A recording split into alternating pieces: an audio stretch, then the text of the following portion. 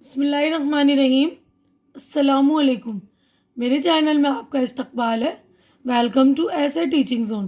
آج کی ہماری یہ ویڈیو تیسری جماعت کی کتاب بال بھارتی کا آج ہم کریں گے۔ تو آج ہم کریں گے زبانی اور عملی کام کے لیے مواد۔ یہ زبانی پڑھنے کا آپ کو یہ نظم جو ہے، نظم زبانی پڑھنے والی، اس سے پہلے جو ہم نے یہاں تک چیپٹر نمبر 13 مطلب سبق نمبر جو 13 نظم اچھا بنوں گا میں، وہ والی کمپلیٹ کر لیے میرے ویڈیو میں، مطلب پلے لسٹ میں جا کر آپ لوگ دیکھ لیں گے۔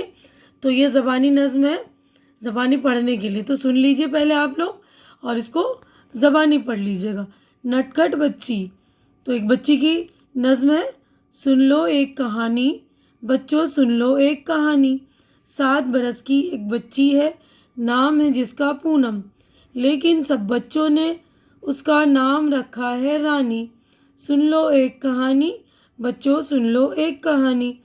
ممی اس کو ڈانٹ پلائے یا دیدی دھمکائے، کہتی ہے کہنا مانوں گی، کرتی ہے من مانی۔ سن لو ایک کہانی بچوں، سن لو ایک کہانی۔ تب تک سوتی ہی نہیں ہرگز، دیر ہو چاہے جتنی، یہ ہر رات کو سن نہیں لیتی جب تک ایک کہانی۔ سن لو ایک کہانی بچوں، سن لو ایک کہانی۔ چوہے اور بلی کی لڑائی، سوداگر اور بندر، چھوٹے موٹے قصے اس کو سب ہے یاد زبانی۔ سن لو ایک کہانی بچوں، سن لو ایک کہانی۔ تو یہ نظم جس نے لکھی ہے ان شاعر کا نام ہے جگن ناتھ آزاد۔ تو یہ کہانی چھوٹی بچی کے اوپر ہے نا، کہ بچی جو ہے کہانی سننا چاہتی ہے تو اور وہ جو ہے روزانہ کہانی سن کر سوتی ہے۔ اس طرح یہ والی نظم ہماری ہو گئی مکمل۔ تو آگے بڑھتے ہیں، نیکسٹ ہم چلیں گے اگلے صفحے کی طرف۔ تو بہت ہی آسان سی نظم ہے، اچھی طرح سے آپ نے سن لیا ہوگا، تو سن کر آپ لوگ بھی پڑھیے اور اس کو زبانی یاد کیجیے۔ اب دیکھیے اگلی نظم میں یہ بھی زبانی ہماری یاد کرنے والی۔ چوہا اور بلی، بلی چوہا، چوہا بلی، سوچ رہے تھے جائیں دلی، پہلے سوچا ٹرین سے جائیں، لیکن پیسے کہاں سے لائیں، بس میں کیسے چڑھ پائیں گے، پکڑے گئے تو پچھتائیں گے۔ چوہا بولا بات بدل کر، ہم جائیں گے پیدل چل کر۔ سن کے بلی بھی مسکرائی، پھر بولی ہاں ٹھیک ہے بھائی۔ خوش تھے دونوں دل میں اپنے، دیکھ رہے تھے رنگین سپنے، لال قلعے کو چڑیا گھر کو ہم دیکھیں گے ہر منظر کو، جامع مسجد اپو گھر بھی، لاٹ قطب کی اور صدر بھی، جنتر منتر بھی جائیں گے، جھومیں ناچیں گے گائیں گے۔ تو یہ والی نظم جس نے لکھی ہے ان شاعر کا نام ہے، نظم لکھنے والے کو کہتے ہیں شاعر، تو ان کا نام ہے شمس دیوبندی۔ تو دیکھیے چوہا بلی اپنی کہانی سنا رہے ہیں نا، چوہا بلی سوچ رہے تھے کہ جائیں گے دلی گھومنے، جائیں گے تو وہاں کیا کیا دیکھیں گے۔ یہ دیکھیے قطب مینار کی لاٹ ہے نا، یہ جامع مسجد، یہ لال قلعہ، تو یہ گھومنے کی سوچ رہے تھے نا۔ تو یہ والی بھی نظم آپ لوگ یاد کر لیجئے گا اچھی طرح سے، بالکل آسان سی نظم ہے، میں نے پڑھ دی ہے۔ اب نیکسٹ صفحے پر چلیں گے۔ یہ والی کہانی ہماری ہے فقیر کی ایمانداری۔ آج احمد بہت خوش تھا، اسے پہلی تنخواہ جو ملی تھی، اس کا بٹوا نوٹوں سے بھرا ہوا تھا، اسے گھر پہنچنے کی جلدی تھی۔ وہ ایک گلی میں مڑا، نکڑ پر بیٹھے ہوئے ایک فقیر کو دیکھ کر رک گیا۔ پھٹے پرانے کپڑے اور سر اور داڑھی کے بال بڑھے ہوئے بالوں سے اس کی غریبی ظاہر ہو رہی تھی۔ احمد نے جیب سے بٹوا نکالا، 5 کا نوٹ نکال کر فقیر کو دیا، بٹوا جیب میں رکھا اور آگے بڑھ گیا۔ اس نے یہ سننے کی بھی کوشش نہیں کی کہ فقیر کیا دعائیں دے رہا ہے۔ اس واقعے کو 5-6 مہینے گزر گئے، آج بھی پہلی ہی تاریخ تھی۔ احمد اسی گلی سے گزرا، وہ پریشان حال فقیر اسی نکڑ پر بیٹھا ہوا تھا۔ احمد رکا، بٹوے سے 5 کا نوٹ نکال کر فقیر کو دیا اور آگے بڑھنے لگا۔ اس دوران فقیر اسے غور سے دیکھتا رہا، گویا اسے پہچاننے کی کوشش کر رہا ہو۔ پھر اس نے آواز دی، صاحب ذرا سنیے۔ احمد نے پلٹ کر پوچھا، کیا بات ہے؟ آپ کی ایک امانت میرے پاس ہے، اسے لے جائیے، 6 مہینے سے سنبھال کر رکھی ہے۔ یہ کہہ کر اس نے پیوند لگے پیجامے کہ نیفے سے ایک مڑا تڑا نوٹ نکالا اور اسے سیدھا کیا۔ وہ 100 روپے کا نوٹ تھا۔ اس نے نوٹ احمد کی طرف بڑھا دیا۔ یہ لیجیے آپ کی امانت۔ احمد نے تعجب سے کہا، میں کیوں لوں؟ یہ نوٹ تو میرا نہیں ہے۔ آپ ہی کا ہے صاحب۔ 6 مہینے پہلے آپ نے مجھے 5 کا نوٹ خیرات میں دیا تھا۔ اس وقت یہ نوٹ آپ کے بٹوے سے گر گیا تھا۔ آپ اسے لے لیجیے۔ احمد نے حیرت سے کہا، تم تو مانگ کر گزارا کرتے ہو، پہلے سے بھی زیادہ پریشان حال دکھائی دے رہے ہو۔ یہ 100 روپے کا نوٹ تو تمہارے لیے بہت قیمتی تھا، تم نے اسے خرچ کیوں نہیں کر ڈالا؟ فقیر نے کہا، صاحب میں فقیر ضرور ہوں لیکن بے ایمان نہیں، مہربانی کر کے اپنی امانت واپس لے لیجیے۔ احمد نے نوٹ واپس لے لیا، فقیر کا شکریہ ادا کیا اور دل ہی دل میں اس کی ایمانداری کی تعریف کرتا ہوا گھر کی طرف چل پڑا۔ تو اس کے لکھنے والے جو رائٹر ہیں، مصنف کہتے ہیں اردو میں، محمد حسن فاروقی۔ تو انہوں نے کس طرح بتایا کہ ایک فقیر جو تھا کتنا غریبی حالت میں تھا، پھر بھی اس نے جو ہے امانت کا خیال رکھا نا۔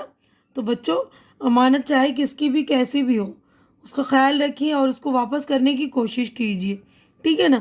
تو یہ ہماری جو کہانیاں وغیرہ ہوتی ہیں، اس سے ہمیں سبق سیکھنا چاہیے۔ سبق سیکھنے کے لیے ہمیں ہے نا، سبق سیکھنے کے لیے ہمارے لیے کہانی ہوتی ہے۔ تو یہ بھی ہمارا جو ہے یہاں پر کہانی ہماری ہو گئی کمپلیٹ۔ اب آگے بڑھتے ہیں ہم۔ تو دیکھیے اگلا ہمارا جو کہانی کا ٹاپک ہے، دھوبی کی چالاکی۔ تو آپ لوگ دونوں نظمیں اور دونوں کہانیاں بالکل اچھی طرح سے پڑھ لیں گے۔ میں آپ کو پڑھ کے بتا رہی ہوں تاکہ آپ لوگوں کو بھی پڑھنا آ جائے، آپ کی بھی ریڈنگ اچھی تو مطلب اچھی ریڈنگ کر پائیں آپ لوگ۔ کسی ملک پر ایک بادشاہ حکومت کرتا تھا، اس کا نام خاقان تھا۔ اس کے بعد بہت سے کالے ہاتھی تھے، سفید ہاتھی ایک بھی نہ تھا، جبکہ پڑوسی ملک کے بادشاہ کے پاس 5 سفید ہاتھی تھے اور اس کا ملک سفید ہاتھیوں کے ملک کے نام سے دور دور تک مشہور تھا۔ خاقان کی خواہش تھی کہ اپنے پڑوسی بادشاہ سے ملنے کے لیے سفید ہاتھی پر بیٹھ کر جائے۔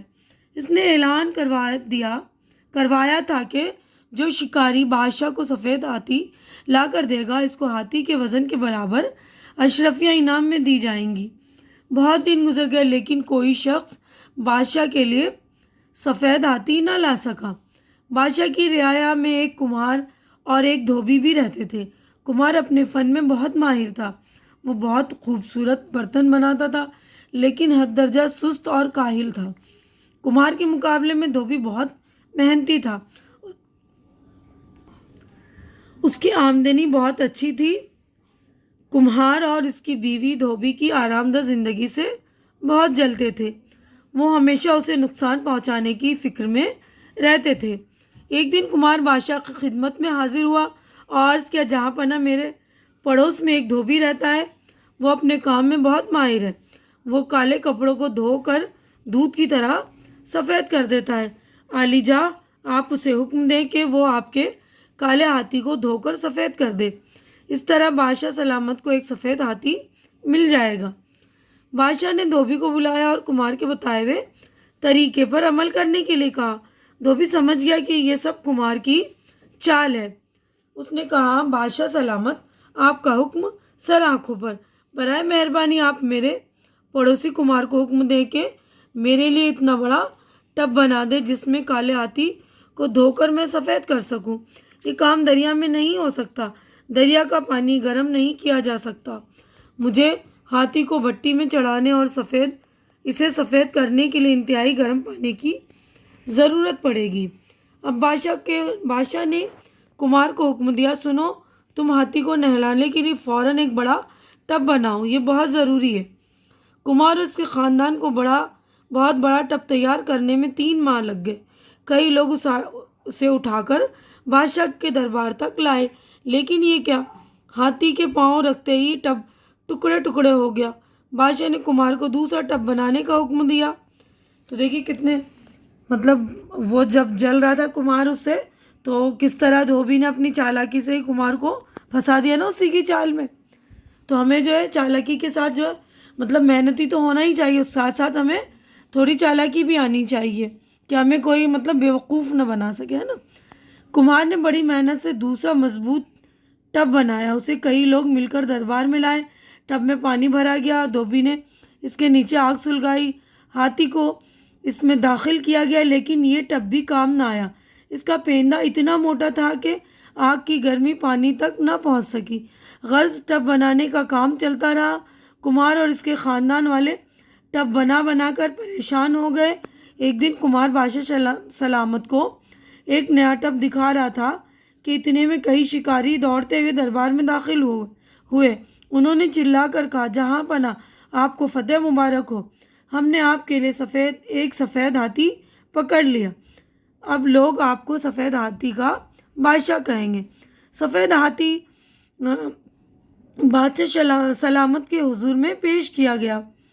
بادشاہ خوشی کے مارے دھوبی کمار اور ہاتھی کو لہنانے والے ٹب کو بھول گیا۔ اس طرح کمار کی جان بچی اور دھوبی نے بھی خدا کا شکر ادا کیا۔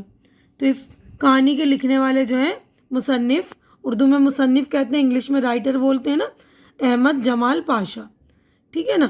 تو دونوں کہانی آپ لوگ اور دونوں نظمیں اچھی طرح سے پڑھ لیں گے۔ یہیں پہ میں اپنی ویڈیو مکمل کر رہی ہوں۔ امید کرتی ہوں کہ آپ لوگوں کو میری یہ ویڈیو اچھی لگ رہی ہوگی اور کہانی بھی دونوں اچھی طرح سے سمجھ میں آ گئی ہوگی، کیونکہ کہانی ہمارے لیے سبق آموز ہوتی ہے نا، تاکہ ہم اس سے کچھ سیکھ لیں۔